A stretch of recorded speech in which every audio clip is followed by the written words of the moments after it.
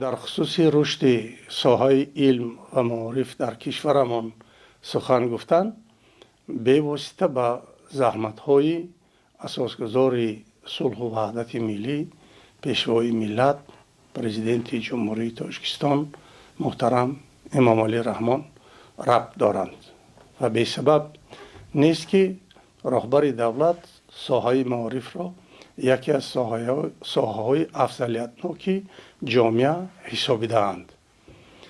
اگر زمان استقلالیت دولتی جمهوری تاجیکستان را به اینابت گیریم، در تمام جبهه‌های ساحه علم و معارف دیگرگونی‌های کلی به نظر می‌رسند. از ساختمان بیناهای تعلیمی هم در مؤسسه‌های تحصیلات میانه عمومی، در مؤسسه‌های تحصیلات عالی کشور تا مجهز گرداندن آزمایشگاه‌ها، دستگاه‌های نوی زمانوی در آزمایشگاه‌های دانشکده و دانشگاه‌ها و امروز ما می‌بینیم که تعداد دانشجویان، ماجستران، استادانی که به ساحه علم و معارف مشغول هستند خیلی افزوده‌اند. در رابطه با این در دانشگاه ملی تاجیکستان با دستگیری به واسطه ریاست دانشگاه ملی رکتور محترم دانشگاه امروز تعداد صاحب علمان، عنوانجویان، تعداد عالمان جوانی که به جایزه‌های گوناگون دولتی و صاحبی قدردانی کرده شدند خیلی زیاد افزودند.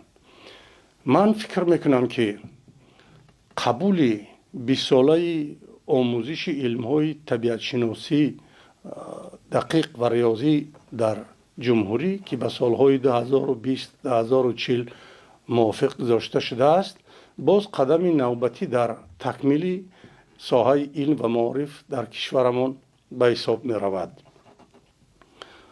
برحق در جای فرمودند که 20 ساله رشد علم هر جا باشد، پیغام به ما زنطق پیشوا باشد.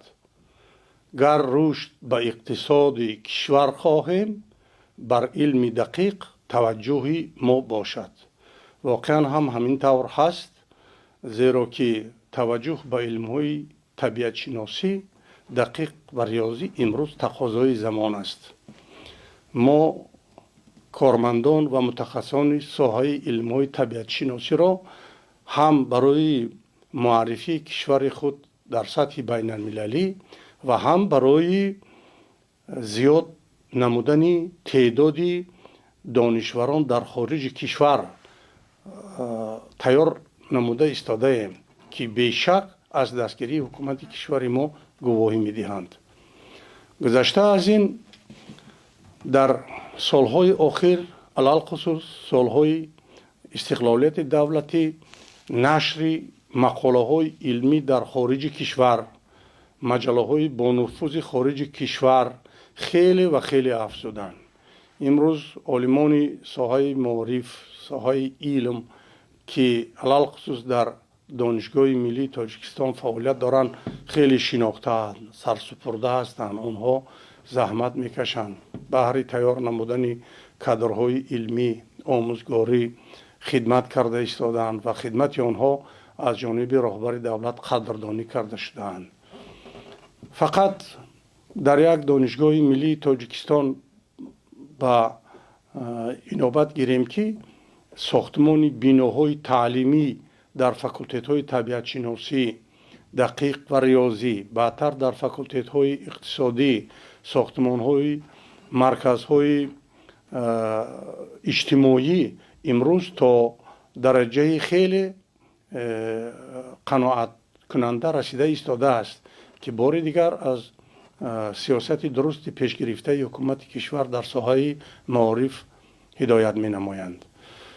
من فکر می کنم که وظیفه منبعه ما آموزگاران عبارت از آن است که باز هم بیشتر در اطراف راهبر دولت پرزیدنت کشور محترم امام علی رحمان متحد گردیده بهر رونق و رواج ساحه علم و معارف زحمت کشیم تا اینکه به موفقیت های نظررس نایل گردیده توانیم.